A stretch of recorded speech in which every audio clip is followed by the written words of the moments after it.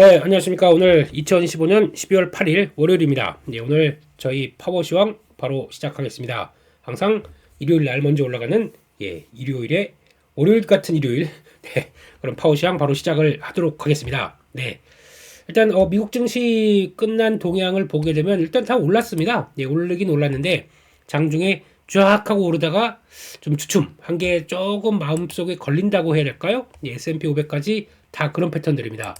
왜 그랬는지 나스닥도 일단 이 자리 되게 그래도 의미 있는 자리라고 몇 번 강조를 드렸고 23,500을 안착을 해야 정고점대와 갭 나온 자리를 이제 쓱 시도를 한다라는 쪽에서 일단 기대는 하고 있는데 생각보다 탄력들이 그렇게 강하지 못하다는 게 이번에 현실이라고 봐야 될 것 같습니다. 그래서 그게 시장에 생각할 거리, 숙제를 던져줬다라고 보시는 게 더 맞는 것 같습니다. 이 결과는 물가입니다. 이게 지금 하나의 또 화두로 떠오르기 시작하면서 시장에 대한 앞으로 연준과 이 물가를 어떻게 해석할지를 좀 이것저것 또 생각을 하게 될 것 같다 그렇게 보여집니다. 그래서 일단 발표됐던 내용들 이제 솔직히 저희가 뭐 크게 신경은 안 썼는데 그래도 나왔던 내용들이다 보니까 시장에서 관심이 좀 높아졌던 것 같고요. 장 초반에는 물가가 좋은 것 같다, 내용들 나쁘지 않은 것 같다라는 쪽에서 시장이 좀 반응을 했었는데, 근데 오히려 잠깐만 그게 아니잖아 라는 쪽에서 시장은 다시 상승폭을 줄이거나 또 막판에 또 잠깐 또 흔들리고 뭐 이런 여러 가지 모습들이 나오면서 지금 시장 분위기는 일단 경계감도 있다는 쪽으로 봐야 될 것 같고요. 특히 내년에 금리 인하 횟수에 대해서 논란이 좀 되기 시작하다 보니까 비트코인 약세 그리고 또 달러 금리 상승 이게 다시 상승으로 갔다. 지금 조만간 금리 인하 할 거야 라고 생각은 하지만 금리 인하가 모든 걸 또 다 말해주는 게 아니다 라는 쪽에 대한 경계감이 좀 있었다고 봐야 될 것 같습니다. 그게 나오는 흐름이라고 봐야 될 것 같고 그러다 보니까 일단 그래도 다 강세를 보였었는데 러셀 2000 약합니다. 그 전날이었었죠. 약간 좀 강한 모습들이 나왔던 부분들이 일단 다시 한번 차익 매물이 좀 나오는 모습들이고 그러니까 여기 같은 맥락 같아요. 비트코인 위험자산, 러셀 2000 금리 인하의 가장 또 유동성의 수혜 이런 쪽으로 같이 보던 것들이 약간 좀 경계감이 커졌다 라는 쪽들이고 그래도 필라델피아 반도체 지수는 1% 올랐다. 또 마이크론 테크놀로지 그래도 가는 길을 갑니다. 4%대인가 올라다 보니까 그래도 메모리 반도체는 다 이번 주도 일단은 뭐 큰 걱정은 없겠다라는 쪽으로 바라보는데 일단 이제 나왔던 지표들 한번 요것저것 봐야 될 것 같아요.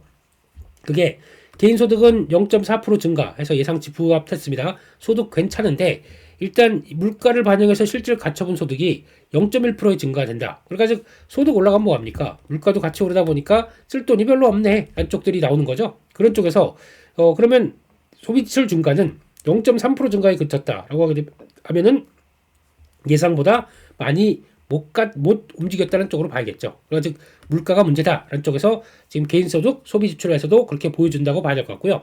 그래도 개인 저축률은 한 4.7%대 생각보다 좀 유지가 됩니다. 왜 이런 현상이 나오냐면 물가가 올라가다 보니까 물가가 더 오를 것 같은데 지금 소비하는 것보단 저축해놔 더 오른 물가 가지고 이거 나중에 우리 때가 쓸 거 없으면 어떻게 라고 하다 보니까 개인 저축이 이런 시기에 놓아 올라간다. 이건 썩 좋은 현상은 아니에요. 왜냐면 소득도 올라가고 물가도 그냥 안정적이다 보면은 계속 쓰고 내년도 돈 벌 거니까 뭐 라고 하는 게 가장 좋겠는데 지금 그게 아닌 상황 쪽에 저축률을 보이는 거죠. 이거는 부정적인 가능성이 일단 높다고 보는 게 맞을 것 같습니다. 그런 쪽에서 PC 물가지수가 발표됐습니다. PC 물가지수를 보게 되면은 근원 PC 물가죠. 이게 제일 중요하다. 나머지는 뭐 그냥 그렇다라고 생각하고 있고 근원 PC 쪽에서 0.2% 상승해서 2.8% 이게 기록했다.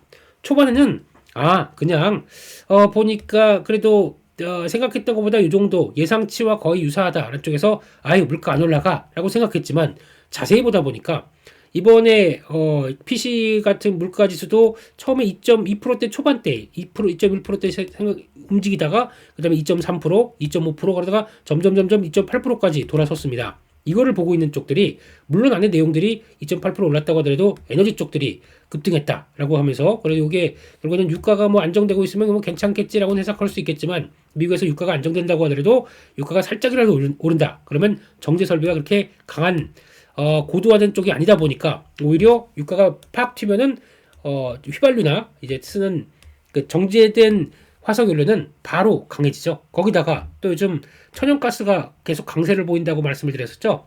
북미산입니다. 북미 쪽의 천연가스는 계속 올라가고 있다. 북미 쪽에 또 한파도 같이 이어진다라고 하다 보니까 이런 것들이 다 영향을 끼치는 모습들이다라고는 보지만 일단 이게 다 합쳐서 9월 달이에요. 지표들이 9월 달 나온 겁니다. 그러면 지금 이 상황 쪽에서 2.8%까지 올라온 PC 지표를 또 CPI랑 PC는 조금 달라요. 그쪽에서 PC 쪽에서 좀 더 부가가 많이 되는 쪽들이 주택이 있습니다. 그리고 또 하나가 서비스가 있습니다. 이 두 개가 CPI보다 훨씬 더 가중치가 좀 높다 보니까 여기서 영향을 끼치게 되면 생각보다 조금 좀 부담이 될 수가 있겠죠. 그런 쪽에서 지금 서비스 물가 지수가 전년 대비 3.4%, 3%대 이상으로 넘어간다. 이건 부담스러운 거죠. 그러면 다음에 PC는 생각보다 괜찮을 수 있을까라고 고민을 하기 시작하는 거죠. 계속 물가가 올라가는 기존에라고 보고 있는 거죠. 안정이 아니라 레벨 자체로 보게 되면 계속 올라오고 있다는 것을 생각을 하는 흐름들이죠. 그러면 시장은 어떻게 해석하냐면 일단 11일 나서 일단 FOMC에서 금리 결정을 합니다. 일단 뭐 지금 예상하는 것처럼 금리 인하를 딱 합니다. 근데 그 다음 주 딱 넘어가게 되면 이제 15일 때쯤 돼서 보니까 CPI가 발표되겠죠. 근데 그때가 10월 달 그래가지고 셧다운 때 나왔던 그 흐름들과 함께 셧다운 때는 돈이 안 들다 물가가 어떻게 될지 아주 고민이 되겠죠. 그런 쪽에서 15일 날 연결되는 그 다음 주 쪽에 CPI가 생각보다 팡 튄다라고 팡은 아니겠지만 그래도 올라간다라고 하게 되면 이런 기조로 보게 되면 서비스 물가가 만만치 않기 때문에 그렇게 된다. 그러면 지금 연준은 기권 금리를 인하를 했는데 FOMC에서 그 다음 주 가니까 물가가 딱 올라서 그러면 연준 뭐 이거 잘못한 거 아니야? 그러면 내년에 금리 제대로 변형을 인하를 못 하겠는데? 라고 하다 보니까 여기서 촉발된 거는 내년에 금리 인하 3번 한다며 이게 그러면 잠깐만 물가 계속 올라가게 되면 고용은 그렇다고 쳐도 이제는 또 물가입니다. 물가가 제대로 떨어지지 않게 되면은 이것도 3번은 못하는 거 아니야? 라고 하게 되면 시장에 대한 경계감이 살짝 커지는 거죠. 당장 금리 인하는 건 문제 없다. 하지만 장기적인 전망 쪽에서 예상 경로대로 이렇게 못 가는 게 걱정인 거 아니야? 라고는 생각하는 게 이게 지금의 미국 시장의 금요일날 나왔던 변화라고 봐야 될 것 같습니다. 그래도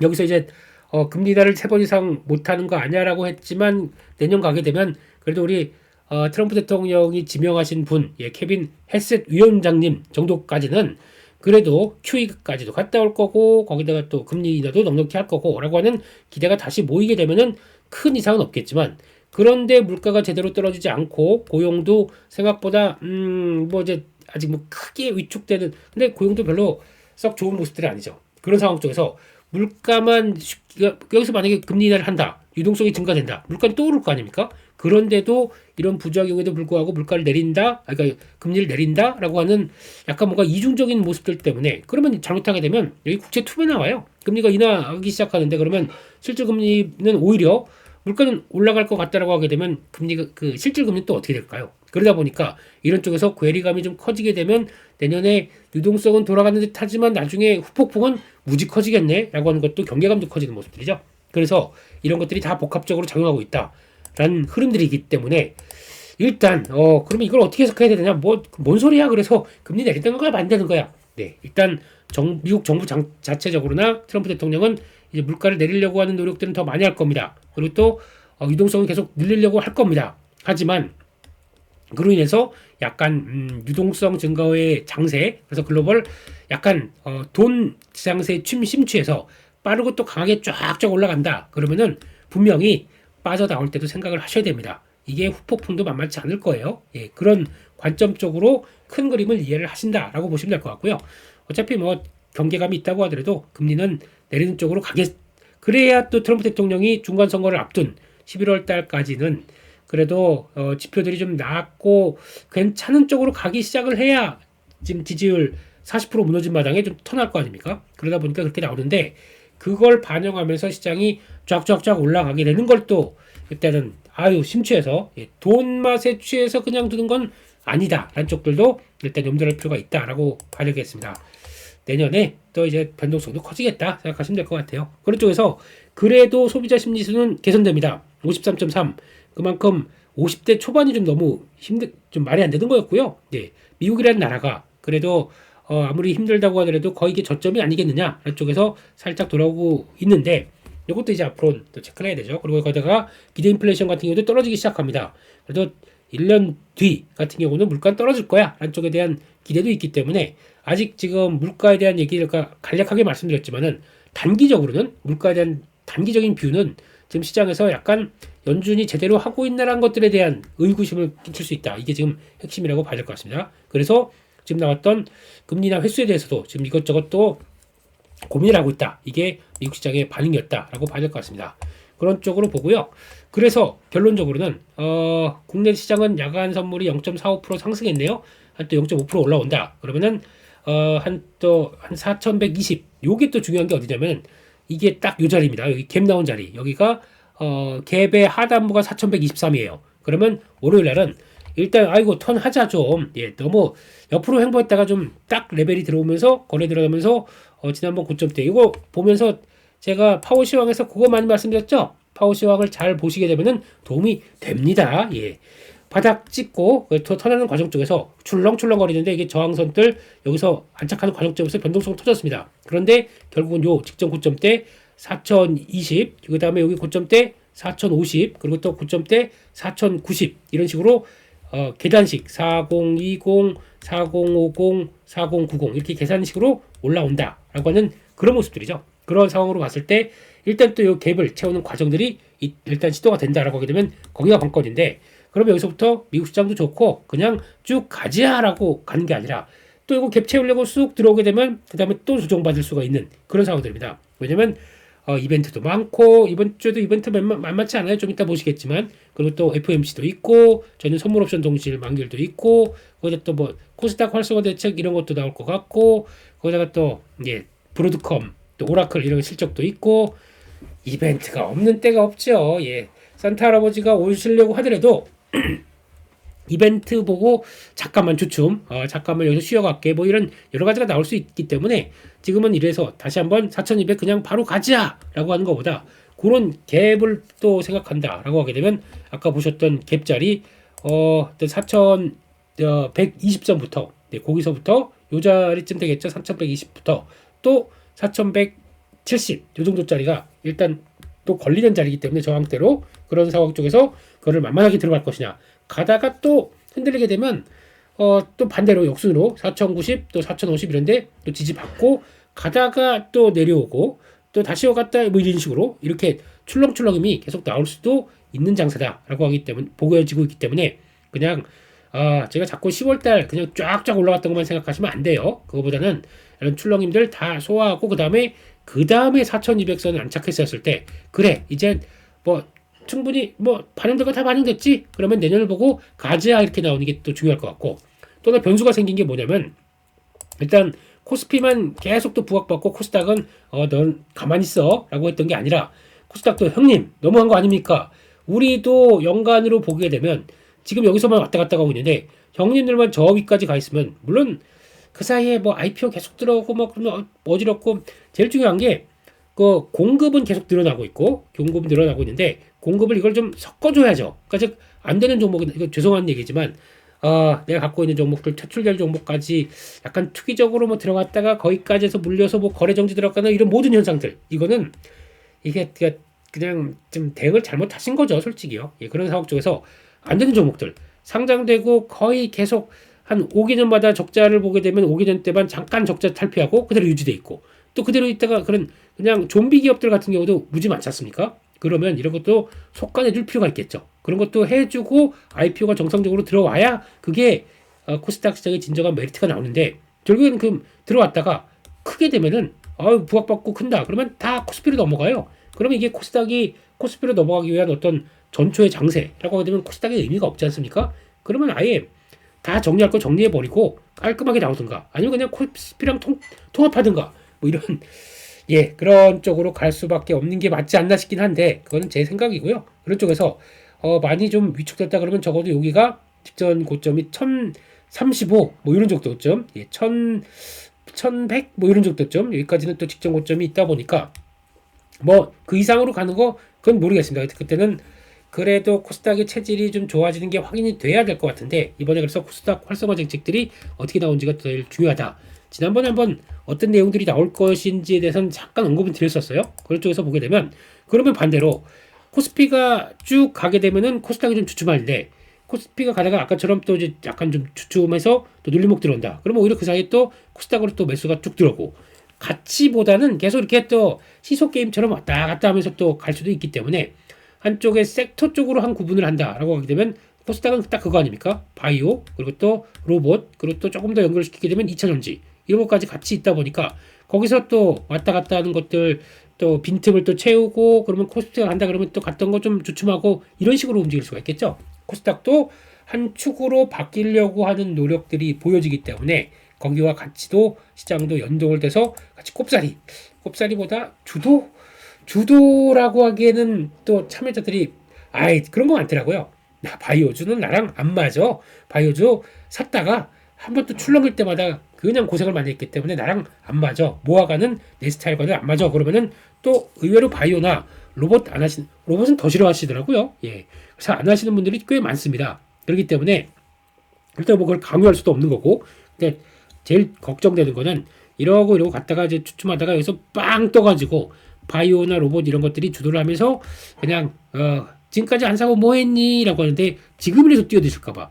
그러니까 좀 성장주 개념적으로 보게 되면 그러니까 예전에 그거죠. 자꾸 에코프로를 말씀드리는 이유가 성장주가 보여졌을 때 저희의 욕심의 끝판왕이 어떻게 가는지에 대한 모습들을 많이 보다 보니까 그렇게 나온 거죠.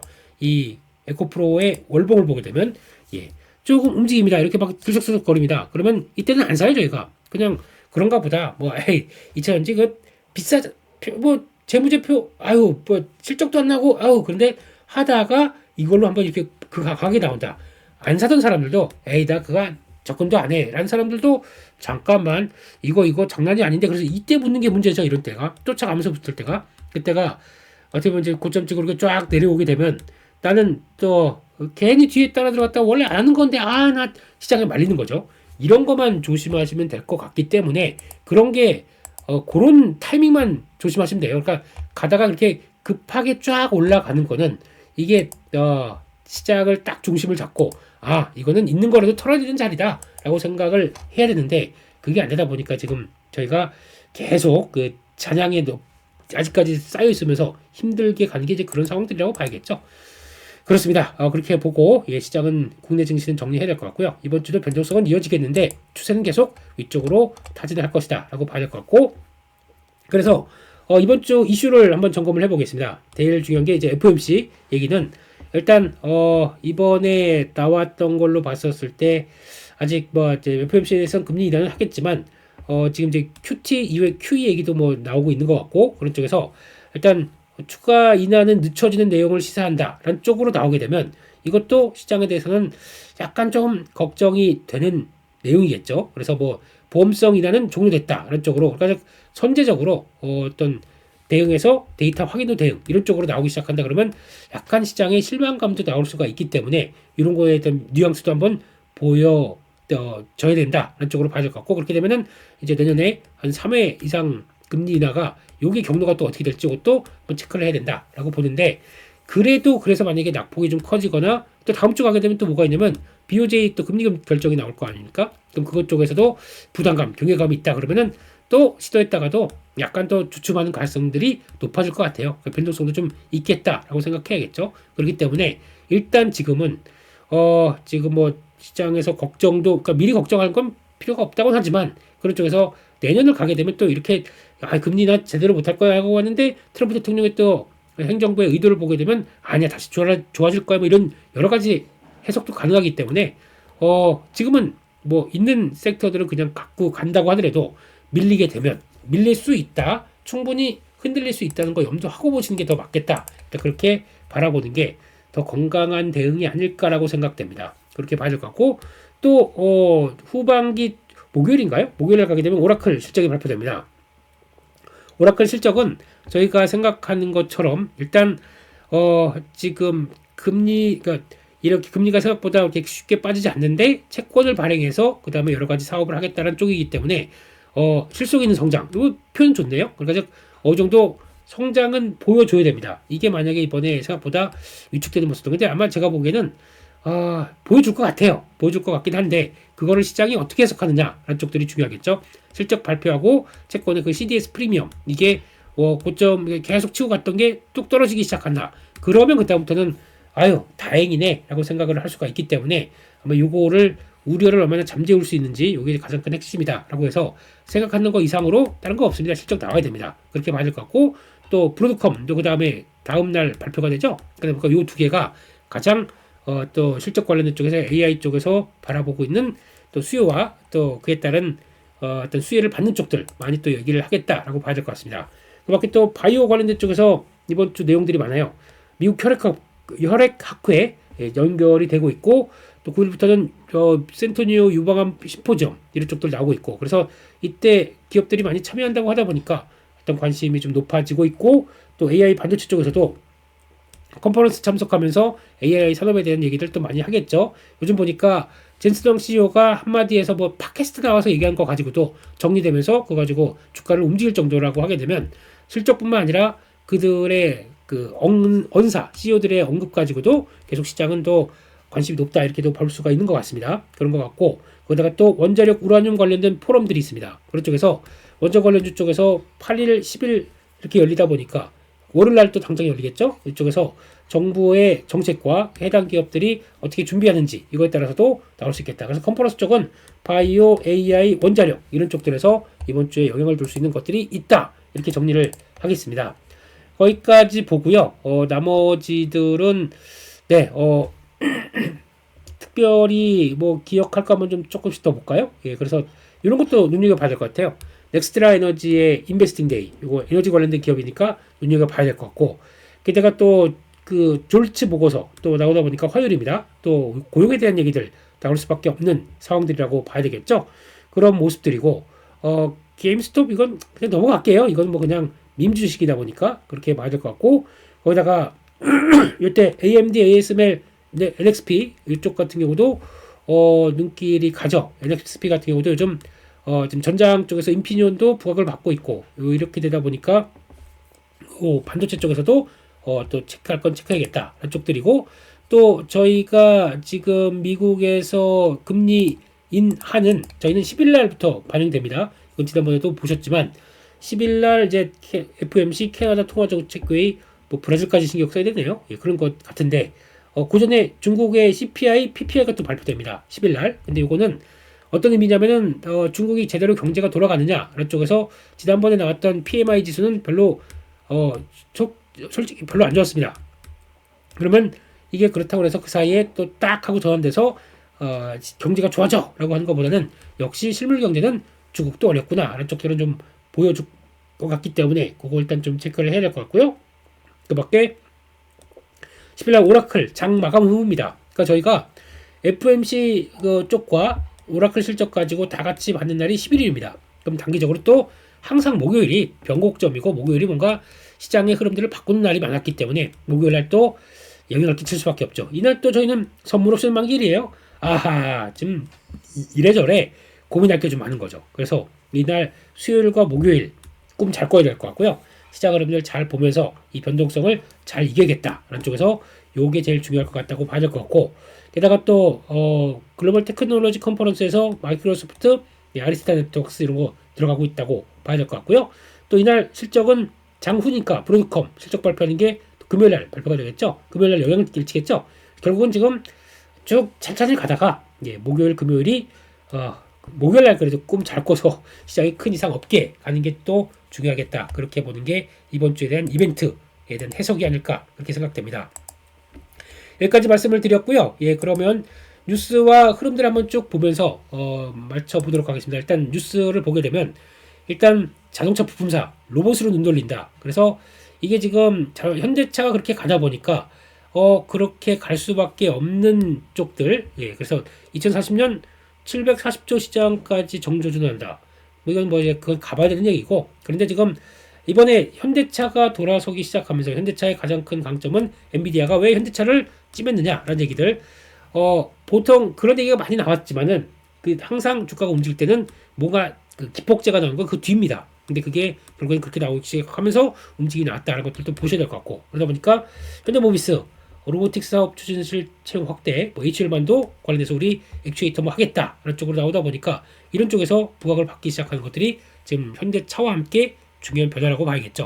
지금 그림을 보셔도 아시겠지만 우리 애틀라스 선생님이 이제 열일을 하니까 이제 그런 거죠. 지금 동작 보시게 되면은 거의 이제 완전히 인간과 딱 그거죠. 예전에 전 이거 보면서 그런 생각이 들어요. 예전에 그 노예 전쟁 때 나왔던, 그러니까 노예를 그 예전에 중세 시대 때 그래서 이제 약간 18세기 산업혁명 전에 막 지금 그 밖으로 가자 해양 시대가 나오죠. 해양 시대 때 거기서 이제 해양을 전 대륙을 발견하고 거기서 아예 흑인들을 이제 들고 오기, 그러니까 약간 수입하기 시작하면서 거기서 노동력까지, 값싼 노동력까지 딱 들어오기 시작하면서 그걸 가지고 16세기 17세기 중상주의에서 18세기 산업혁명이 딱 전환되기 시작했던 가장 핵심적인 촉발이 이런 내용들, 그러니까 즉 흑인의 노동력을, 값싼 노동력을 착취한 거죠, 정확하게는. 네.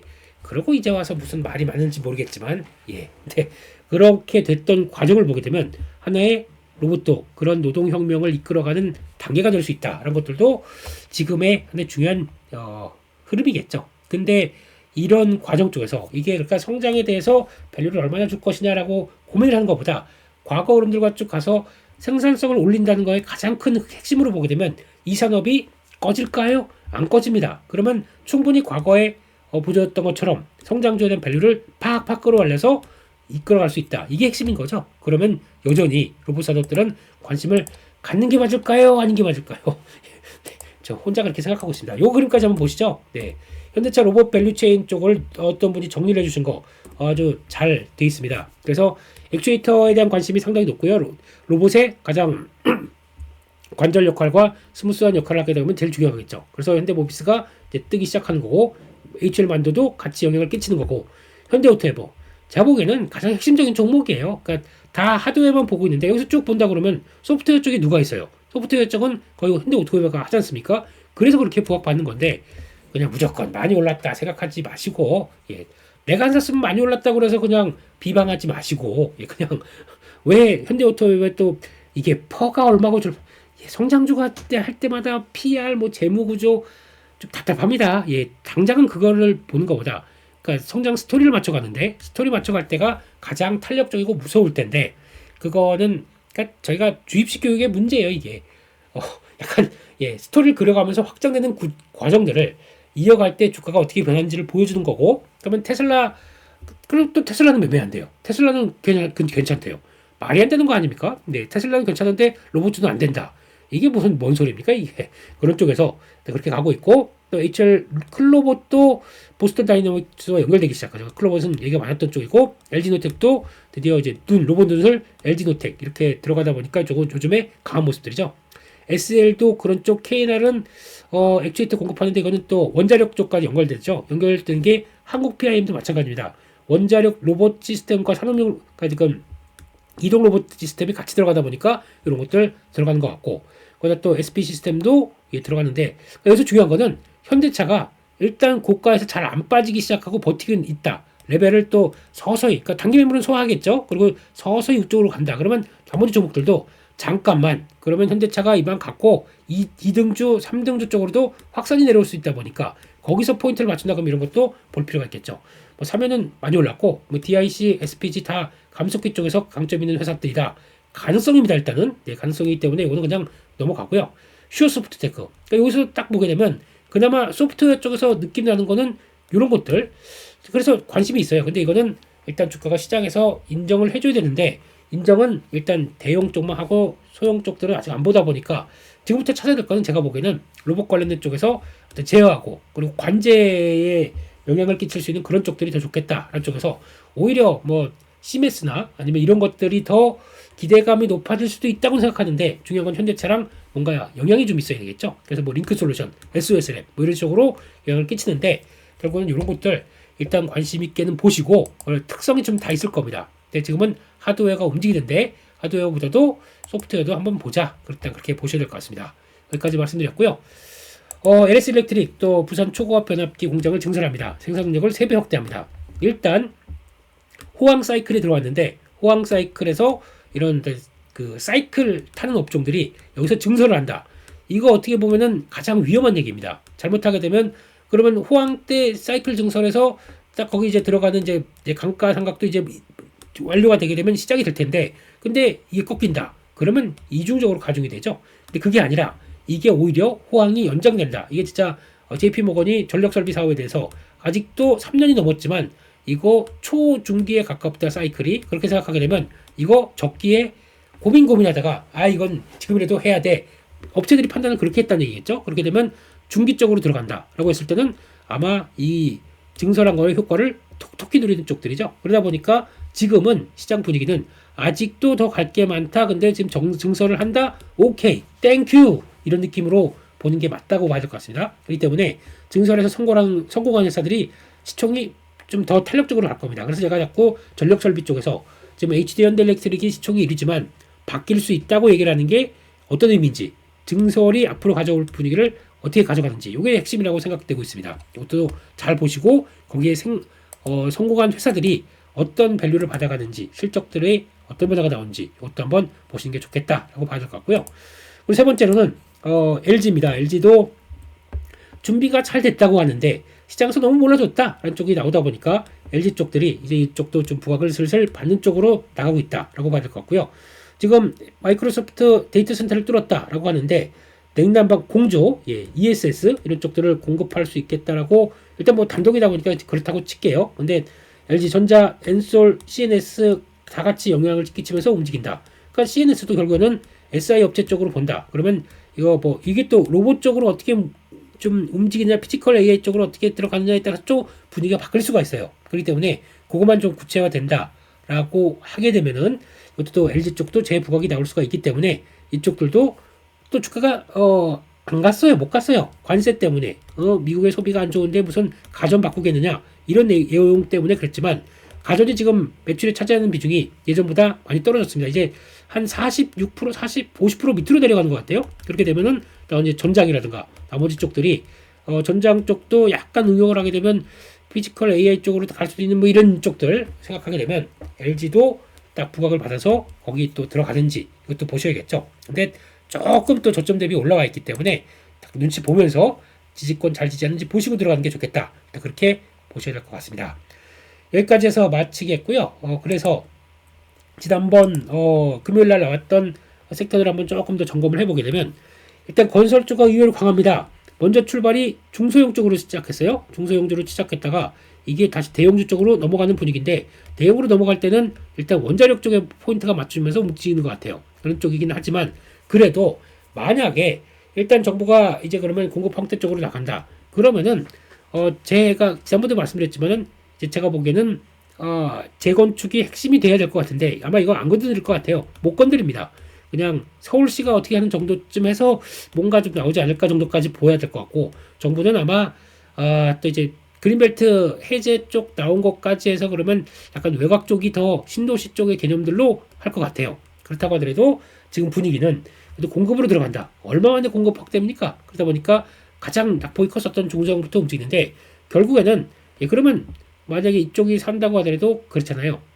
현대에서 그러니까 GS건설이 갖고 있는 자이로 우리 아파트가 지은 것과 그리고 아니 뭐 폄하하는 건 아닙니다. 근데 뭐 중소형 건설사의 브랜드로 짓는 것 차이가 좀 크겠죠. 그러면 결국에는 수주의 차이도 있을 수밖에 없다라는 쪽들도 봐야 되면서 건설 쪽도 보는 게 맞지 않나 싶긴 한데 결국에는 돌아가기 시작합니다. 근데 이렇게 되게 되면 약간 또 머니 게임이 나오죠. 그런 쪽에서 지금 보게 되면은 또 이런 거 거의 상황 저점에서 상한가 하나, 둘, 세 번째까지 갖다 밀렸습니다. 근데 이렇게 갔다고 하더라도 이건 PBR이 이건 좀 비싸네요. 그럼 뭐 그때 봤던 이제 한신공영 이런 것들 한신공영 볼까요?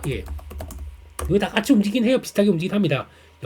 이렇게 올라도 0.17배예요. 그러다 보니까 이런 것들이 부각을 받는다라고 하는데 이쪽을 매매하는 것보다는 그냥 대형주 쪽으로 보시는 게 좋겠다는 쪽에서 차라리 그냥 현대건설 같은 경우 지금 단기 저항입니다. 얼만큼 또 중요한 지지권에서 매물 소화하고 다음으로 움직이는지 이걸 보는 게 더 중요할 것 같고 그다음 또 본다 그러면 여러 가지 또 호재를 갖지 않고 있는 삼성물산이 그나마 가장 대하기에 좋겠다. 지난번에 저희 파워시황에서 요 자리 때 제가 한번 말씀을 드렸었어요. 이런 뒤에 눌림목 들어오는 자리 이런 쪽에서 이런 거는 그냥 또 삼성전자 그 지주회사 입장도 있고 그런 또 건설 쪽의 내용도 있고 거기다가 또 원자력 쪽도 준비하는 것들이 있다 보니까 차라리 이런 눌림목도 들어가기 편하지 않느냐. 올라옵니다. 이런 것들로 보시면서 대하는 게 훨씬 좋겠다라고 봐야 될 것 같습니다. 그리고 또 두 번째로 원자력 쪽도 강한데 AI 산업에서 미래의 중요한 역할. 그러니까 지금 제일 중요한 건 안정적인 에너지원에 대한 관심이 상당히 높은 거죠. 그런 쪽에서 단순하게 뭐 수급이 들어온다 이딴 얘기를 할 필요가 없고요. 수급은 나중에 투자 아이디어가 맞는데 그때 수급이 들어온다. 그러면 이게 먼저지, 수급은 그렇다가 언제든지 빠질 수 있는 거기 때문에 그걸 중요한 투자 아이디어로 보시면 안 됩니다. 네, 그런 쪽에서 결국은 서서히 들어오고 있다. BHI 얘기는 뭐 어제 파워 수급에서도 토요일날 라이브에서도 충분히 말씀드렸기 때문에 그렇다라고 봐야 될 것 같고, 바이오는 일단 한 번에 돌아설지 않을 수 있습니다. 그렇다고 하더라도 이런 얘기들이 결국에는 주가의 저점을 만들 때 많이 쓰일 거고, 코스닥 활성화 책 나오게 되면 시장이 반응한다. 연기금이 지금 12월달 10월달 같은 경우는 매도였습니다. 매도였다가 11월은 한 200억 정도가 매수로 나옵니다. 지금 12월달은 아직 시작한 지 얼마 안 됐어요. 한 5일 정도 됐나? 근데 790억, 그 800억 가까이 사고 있습니다. 무슨 얘기일까요, 이게? 그러니까 연기금의 주도력들이, 연기금들 일단 이제 코스닥 활성화 대책에 좀 반응하면서 좀 비중을 늘리고 있다는 것들의 흐름들이 아닐까요? 그러면 시총 쭉 봤을 때 그 중에서 절반 정도가 다 바이오인데, 그럼 바이오를 놓치지는 않겠죠. 그렇기 때문에 이런 쪽들은 보는 게 좋겠다. 이번 기회에 잘 또 해당되는, 그리고 또 볼만한 종목들은 살살 또 사는 게 좋겠다. 물론 바이오 쪽에서도 여러 가지가 있지만 이제 개화한다고 해서 아직 뭔가 투자 아이디어가 이제 막 올라가는 것은 너무 따라가지 마시고요. 어느 정도 좀 답보가 된, 그래서 기술력을 확보가 돼서 빅파바랑 관심 있는 플랫폼 쪽 중심으로 가다가 이렇게 꺾여 있다. 이런 자리 쪽에서 일단 당장은 올라갈 수도 있기 때문에 뭐 하루 이틀 정도 보시면서 저점 만드는 과정 쪽에서 살짝 다시 늘려가는 것도 이번에 기회가 되겠다. 이렇게 보셔야 될 것 같습니다. 여기까지 해서 마치겠고요. 예, 일단 이번 주, 또 말씀드렸던 것처럼 시장은 또 코스피, 코스닥 왔다 갔다 하면서, 그리고 또 이벤트가 많다 보니까 또 출렁출렁 하면서 나온다고 하더라도, 만약에 잘 모르겠다, 추세가 이게 깨지는지 안 깨지는지 뭐 이런 것도 모르겠다, 이거에 대한 흐름들은 일단 뭐 파워 시황 아침에 7시 반에 들어보시면 다 언급을 드릴 거예요. 큰 추세가 이상이 없는지. 근데 지금은 그냥 모르면 몰라 그냥 끌고 가 라고 하시는 게 더 맞다 쪽으로, 뭐 해당되는 종목이나 섹터는 다르다고 하더라도 그게 보유가 중심이 된 가운데 플러스 트레이딩이 같이 변매해지면 참 좋겠다, 이렇게 봐야 될 것 같습니다. 그럼 트레이딩 하려면 뭐가 있어야 됩니까? 현금이 있어야겠죠. 현금이 적정을 갖추고 갈 건 가져가고 나머지는 좀 갖고 있다가 트레이딩도 한번 해보자. 요즘 하나 잘 걸리면 대형주도 웬만해선 이틀 동안 막 20-30% 팡팡 나올 수, 죄송합니다, 10% 팡팡 나올 수도 있다라고 생각이 들고 있기 때문에, 그런 기회를 노린다. 현금이 언제든지 필요한 건 시장이죠. 그래서 뭐할 거고, 만약에 좀 시장이 좀 이상하다 그러면 매매 안 하면 되지 않습니까? 현금 딱 갖고 있습니다. 그러면 기존에 갖고 있던 종목들 다시 싸게 살 수 있는 기회가 될 수도 있는 거고, 이런 식으로 활용하는 전략 쪽이 더 좋겠다. 그래서 여기까지 말씀을 드리도록 하겠습니다. 이번 주도 화이팅이고요. 또 좋아요 한번 꾹 눌러주시면 저도 힘이 많이 날 것 같습니다. 여기서 마치겠고요. 또 내일 화요일날 7시 반 파워시황에서 뵙도록 하겠습니다. 감사합니다.